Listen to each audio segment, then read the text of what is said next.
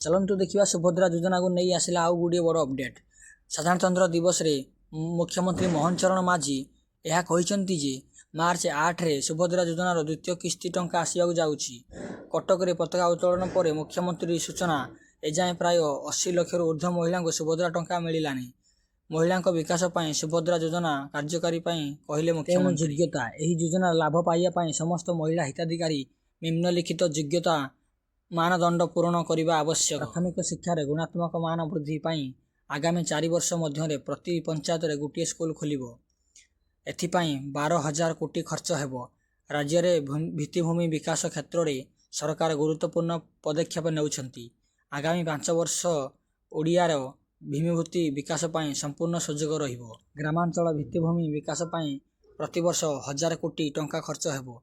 स्वाधीनता संग्रामी त्याग को सम्मान दे पेंशन राशि को वृद्धि कराଯାଇଛି।